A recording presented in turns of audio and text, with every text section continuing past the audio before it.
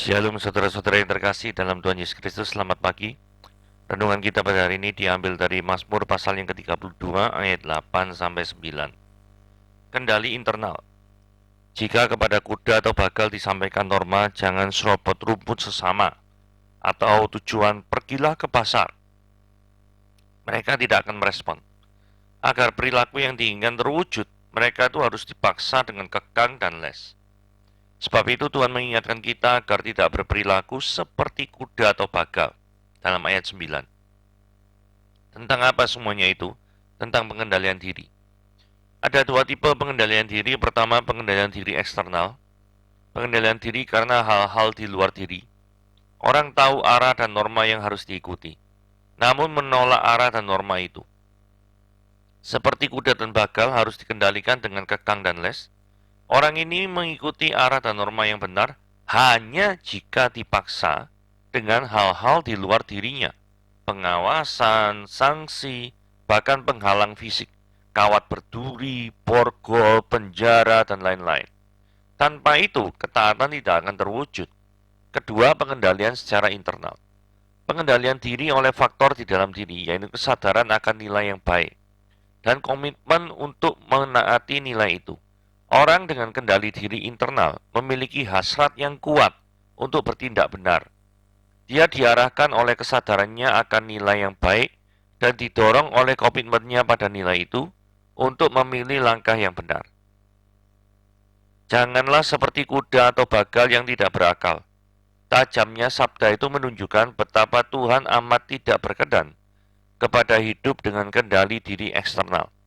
Dia mengendaki kita hidup dengan kendali diri internal, selalu dikendalikan oleh kesadaran akan kebenaran dan komitmen kita atasnya. Tuhan mengendaki kita hidup dengan kendali diri internal, kesadaran akan kebenaran dan komitmen kita atasnya. Oke, sekarang kita membaca ya. Apakah kita masih menjadi raja atas hidup kita? Nah, ini kalau kita tadi membahas kendali diri internal, eksternal, ini secara rohani gitu ya.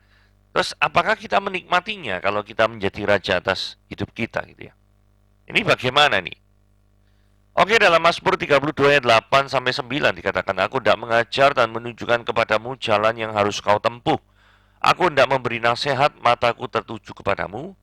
Janganlah seperti kuda atau bagal yang tidak berakal, yang kegarangannya harus dikendalikan dengan tali les dan kekang. Kalau tidak, dia tidak akan mendekati engkau. Aku hendak mengajar dan menunjukkan kepadamu jalan yang harus kau tempuh. Aku hendak memberikan nasihat. Nah, titik fokusnya pada tulisan yang berwarna merah ini ya. Dari ayat 1 ini, ayat 8 ini terlihat bahwa Allah itu memiliki inisiatif untuk menunjukkan jalan yang benar. Ini penting ya. Aku hendak mengajar dan menunjukkan kepadamu jalan yang benar. Jadi, Tuhan itu memiliki inisiatif. Yang memiliki inisiatif untuk mencari jalan yang benar atau menunjukkan jalan yang benar itu adalah Tuhan, bukan manusia. Nah, permasalahannya dari sisi, itu kan dari sisi Tuhan ya. Dari sisi manusia. Apakah manusia memiliki hati untuk menjalani hidup dengan jalan yang benar? Pertanyaannya, apakah manusia memiliki hati untuk menjalani hidup dengan jalan yang benar? Nah, ini termasuk yang tadi dibahas yang namanya kendali internal itu. Jadi manusia harus memiliki kendali internal dari diri sendiri untuk hidup dan sesuai dengan jalan Tuhan. Atau yang lebih penting ini ya, sebelum orang itu memiliki hati, orang itu harus apa nih? Apakah manusia itu memiliki kerinduan? Ini kata kunci ya, kerinduan untuk menjalani hidup dengan benar. Saudara, kalau saudara tidak memiliki hati, tidak memiliki kerinduan, maka saudara tidak memiliki tenaga atau kekuatan atau daya dorong untuk mencari dan menghidupi yang benar itu. Saudara, jalan di dalam hidup yang benar itu sulit loh. Karena kita hidup di dunia di mana dunia ini penuh dengan dosa. Kita hidup di mana norma-norma atau nilai-nilai yang dianut oleh orang dunia itu sudah terkontaminasi oleh dosa. Apa akibatnya hal tersebut, peristiwa itu, dengan diri kita? Dengan diri kita, yang notabene adalah orang-orang yang percaya kepada Tuhan, yang tidak menganut norma-norma dunia, itu yang akan bertentangan terus-menerus. Jadi kalau bertentangan terus-menerus, terkadang kita tidak bisa menghalangi keputusan-keputusan yang berdasarkan kepada norma-norma dunia. Ini yang berbahaya. Nah, pertanyaan ketiga, ataukah kita memiliki hati yang benar-benar ingin diajar oleh Tuhan? Ini pertanyaan-pertanyaan, tiga pertanyaan refleksi ya. Memiliki hati, memiliki kerinduan, memiliki hati yang benar diajar. Saudara, harus ada hati yang seperti itu. Kalau misalkan saudara, setelah pulang kerja ada seminar kerohanian, mungkin orang berpikir, tuh pulang kerja nih pengen capek, tidur paling enak gitu ya. Nah, apakah itu yang menjadi titik pemikiran saudara? Apakah saudara mau untuk berkorban atau paling tidak ini ada seminar hari Sabtu atau bahkan hari Minggu online lagi gitu ya, tidak perlu keluar gitu ya, sekarang kan sudah zamannya online.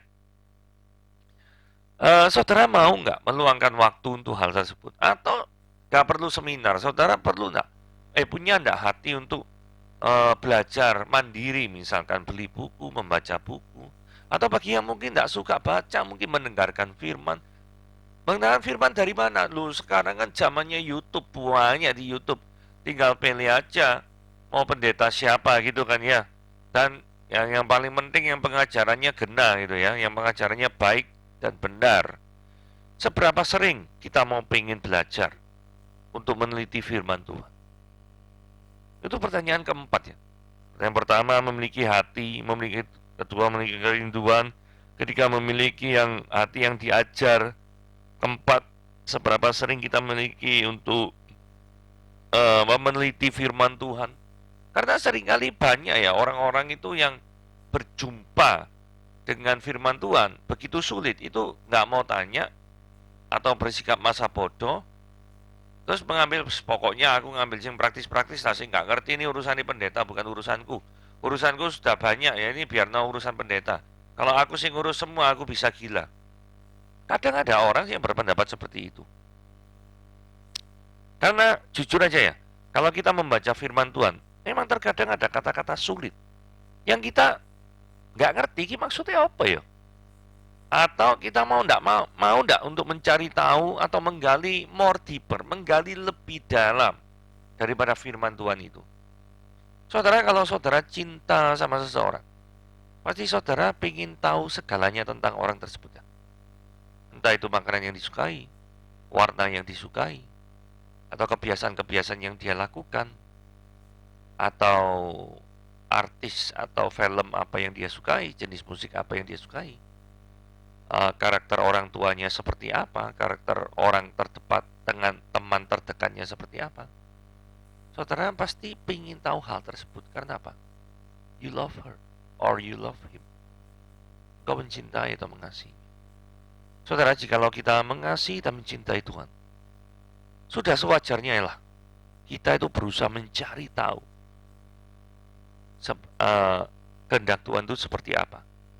Sehingga respon kita itu adalah merespon inisiatif daripada Tuhan yang menunjukkan jalan yang benar tadi. Oke, bagian yang kedua dari ayat 8 ya. Aku hendak memberi nasihat, mataku tertuju kepadamu. Tuhan memberikan nasihat itu menunjukkan Tuhan itu tak langsung hukum daripada orang yang menyimpang dari jalannya. Kan ada juga ya orang yang sifatnya itu pokoknya melanggar sedikit hukum. Ini Tuhan itu memberikan nasihat yang menunjukkan Tuhan itu tidak langsung menghukum. Tuhan menunjukkan kasih-Nya kepada kita dengan memberikan anaknya yang tunggal untuk menyelamatkan jiwa kita. Tuhan tunjukkan kasih-Nya kepada kita dengan memberikan anak yang tunggal. Jadi tidak cuma memberikan nasihat, kita lebih dalam pengertian mataku tertuju kepadamu. Mataku, istilah mataku tertuju kepadamu itu menunjukkan bentuk perhatian Tuhan pada manusia. Bentuk perhatian Tuhan kepada manusia yang sudah Tuhan tunjukkan itu terwujud, terrealisasi di dalam Yohanes 3 ayat 16.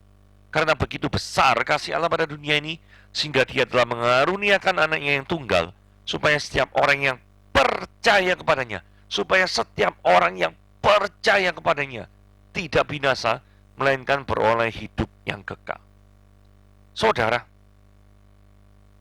bentuk perhatian Tuhan dalam hidup manusia itu bukan sekedar memelihara kehidupan kita sehari-hari. Itu penting, memang benar. Bukan sekedar menjaga ada oksigen di udara sehingga kita tetap bisa menghirup udara ini sehingga kita bisa bernafas dengan baik. Bukan hanya sekedar itu. Yang lebih penting daripada itu adalah Yohanes 3:16. Karena Tuhan memiliki inisiatif tadi yang ditekankan dalam ayat 8-nya. Inisiatif untuk menyatakan kasih-Nya, yaitu memberikan anak yang tunggal kepada kita, supaya kita semua yang percaya kepadanya tidak berjalan menuju neraka, melainkan beroleh hidup yang kekal. Ya, ini kehidupan yang menolak Yesus bertahta dalam hatinya. Ini ayat 9 dibahas ya. Janganlah seperti kuda atau bagal yang tidak berakal, yang kegarangannya ini berarti perilakunya yang tidak bisa diatur itu ya. Itu harus dikendalikan dengan tali les dan kekang. Berarti harus dikendalikan oleh kondisi eksternal dulu. Diancam dulu, diancam penjara, diancam gini, diancam gitu, barusan tunduk. Saudara, kalau cara engkau mengikut Tuhan itu seperti kuda atau bagal, ini susah. Jadi Anda tuh mengikut Tuhan kalau nih. Nanti kalau tidak ikut Tuhan masuk neraka loh. Nah, ini ancaman eksternal ya. Aduh, oh iya tunduk. Ini kendali eksternal. Nanti kalau tidak ikut Tuhan nanti nggak dapat upah yang banyak loh. Nah, ini kendali juga eksternal. Jadi mau menuruti sesuatu yang bukan berasal murni dari hatinya yang terdalam. Ini namanya kendali eksternal. Ini adalah gambaran orang yang hidup semau gue. Jadi tidak mau hidup sesuai dengan kehendak Tuhan. Maunya sakarpe dewe lah. Maunya itu menjadi raja dalam hidup ini. Tidak mau dengar orang lain, tidak mau. Nah, kalau sindrom ini atau gejala ini menghinggapi daripada siapa? Yang paling sering menderita daripada sindrom sakarpe dewe ini. Ini adalah sindrom orang-orang kaya, sindrom yang menghinggapi orang-orang yang berkuasa. Orang-orang yang merasa dirinya penting, yang merasa orang lain itu kelasnya lebih rendah dari dirinya sendiri. Ini orang-orang yang memerlukan tipe-tipe kendali eksternal. Saudara perlu pikir ya, apakah saudara ini tipe orang yang untuk mentaati sesuatu atau aturan itu perlu kendali eksternal? Kalau iya, berarti saudara parah. Nah, saudara, masalah pengendalian diri apa gini itu, mari kita belajar ya. Pelajaran berharga dari pendakian Gunung Everest gitu ya. Jadi saya ini akhir-akhir ini lihat YouTube gitu ya, tentang pendakian ke Gunung Everest. Ada beberapa hal yang saya bisa sharingkan, saya sampaikan. Jadi, kalau seseorang ingin mendaki ke Gunung Everest, orang itu harus pergi ke negara yang namanya negara Nepal, gitu ya. Negara Nepal itu di mana? Ya, perbatasan dengan negara India, Bhutan, daerah-daerah sana ya, daerah ya Asia Tengah lah ya, mungkin bermaksud ya. Asia Tengah Selatan lah ya. Kurang lebih kan seperti itu. Nah, ini kisah pendakian Gunung Everest. Ini berarti kan di Nepal. Nepal ibu kotanya itu Kathmandu. Jadi kalau ada orang asing, kalau kita misalkan dari Indonesia atau dari Eropa atau dari Amerika, itu pasti penerbangan menuju ke Kathmandu terlebih dahulu. Nah, setelah pergi ke Kathmandu, itu pergi ke namanya ya ini ya, ke Lukla, ini Tenzing Hillary, nama bandaranya ini namanya Tenzing Hillary, Lukla Airport. Nah, menariknya ini pakai pesawat kecil gini ya. Nah, ini apa hubungannya cerita ini dengan apa yang kita bahas tadi? Saudara pergi dari Kathmandu, ibu kotanya Nepal ini ke Lukla, itu tergantung cuaca. Jadi, saudara misalkan planning ya, saya mau pendakian ke Nepal pakai jalur yang hanya sampai Everest Base Camp gitu misalkan. Nah, ini harus hari ini, nanti gua pulang hari ini. Kadang-kadang nggak bisa seperti kayak gitu. Karena apa? Untuk menuju dari ke Tenzing Hillary Lukla Airport ini itu banyak kabut. Jadi kalau misalkan cuaca jelek hari itu bisa nggak ada penerbangan. 2 hari bisa nggak ada penerbangan.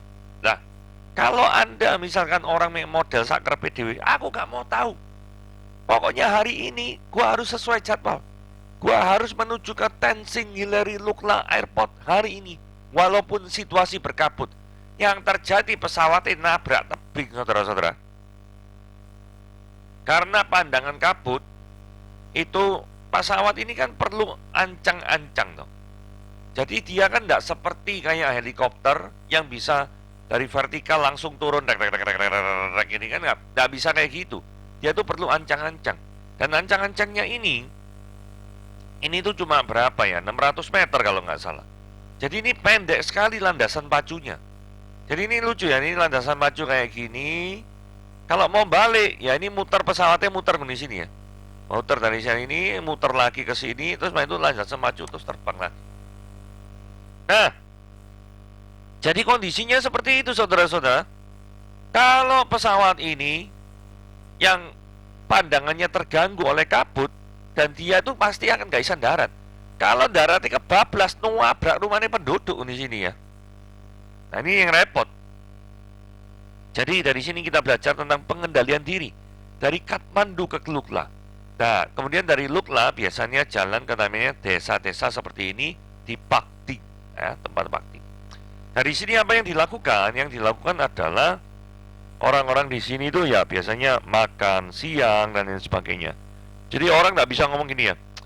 Gua pengen cepetan ke Everest Base Camp.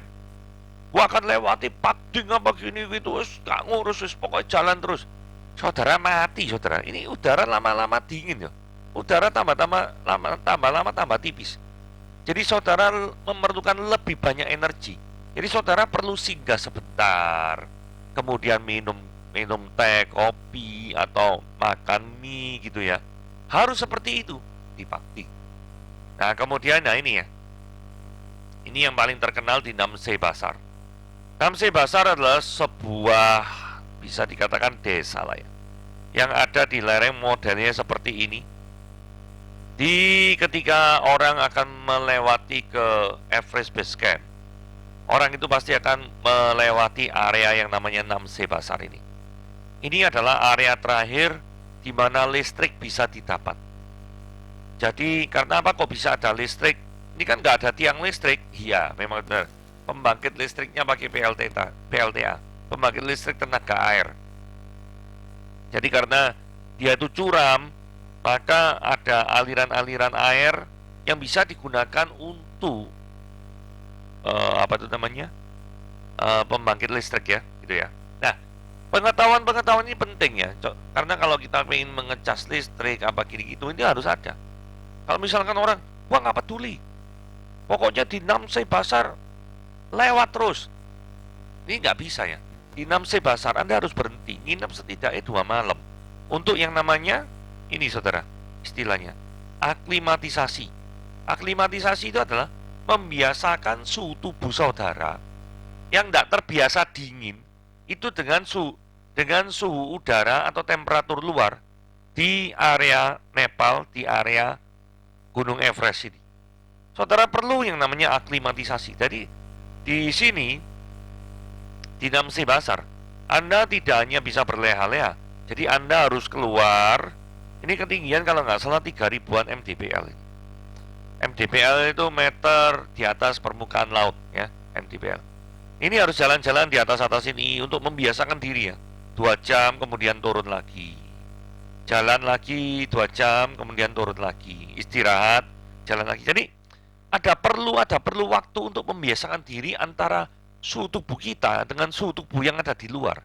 Karena kalau tidak, beberapa pendaki atau peserta hiking itu akan pusing ya toh, akan kepalanya cenut-cenut, kemudian bisa juga mengganggu peredaran darah atau asupan oksigen. Ini sangat mengganggu kalau Anda tidak melakukan proses aklimatisasi. Jadi dalam hal ini Anda harus urut. Karena ada orang-orang yang kesannya gini ya, pengen memotong biaya perjalanan, jadi pengen secepat-cepatnya sampai ke Everest Base Camp, tapi semua rule itu ditabrak. Nah kalau semua rule ditabrak ya repot. Saudara harus nurut, gitu ya. Sama seperti tadi firman Tuhan, harus nurut. Jangan sampai saudara itu perlu ditali les atau kekang supaya nurut seperti kuda atau bagal, gitu ya. Nah, kalau di Namse Basar Anda tuh melanggar, terus pokoknya lanjut terus sama gini gitu, ya mungkin kesehatan saudara akan terganggu ya, sekalipun mungkin saudara kuat. Beberapa orang ketika melakukan pendakian dari Namse Basar ke Everest Base Camp lewat Tingboche, Ningboche, Loboche, semuanya kayak seperti itu ya. Itu ada daerah-daerah sudah tidak ada listrik di sana. Jadi tidak ada listrik gratis maksudnya. Jadi kalau misalkan mau listrik itu harus bayar karena mereka ada genset. Jadi kalau Anda ingin ngecas HP saudara, kamera saudara, power bank saudara misalkan ya, semuanya itu harus bayar pakai keluar uang lagi, gitu ya. Sama seperti ini ya. Kalau saudara ke Lukla nggak mau pakai pesawat, maksa.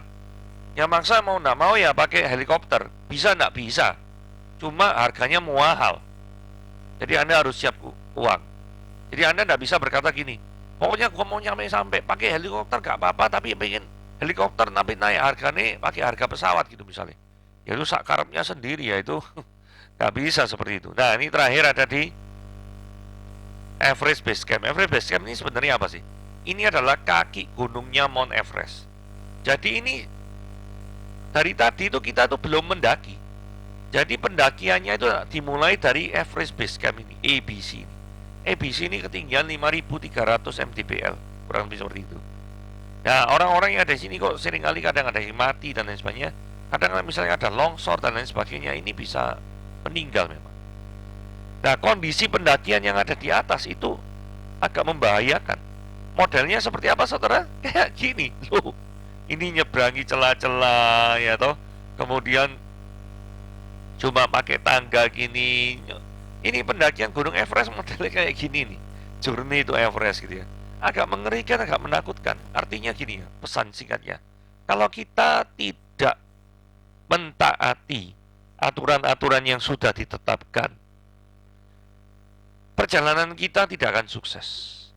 Sama seperti ketika orang menuju Mount Everest. Harus ada aklimatisasi, harus ini menggunakan tangga, harus apa itu namanya istirahat dulu untuk makan minum, untuk mengembangkan energi gitu ya. Harus juga mempertimbangkan sebelum ke Lukla itu harus memperhatikan cuaca berkabut atau tidak. Semua peraturan-peraturan ini harus kita tahu supaya kita bisa sukses. Setidaknya sampai Everest Base Camp.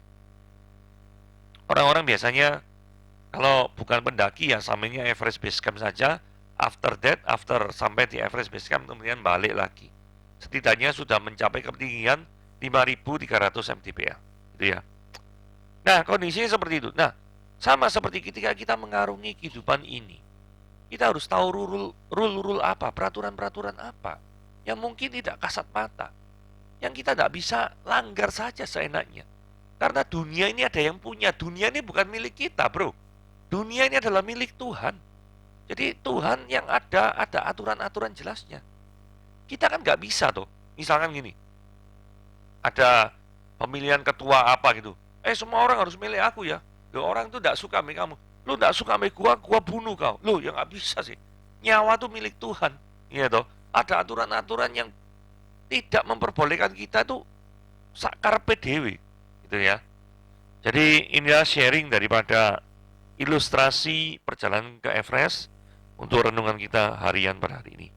Oke, Tuhan Yesus memberkati.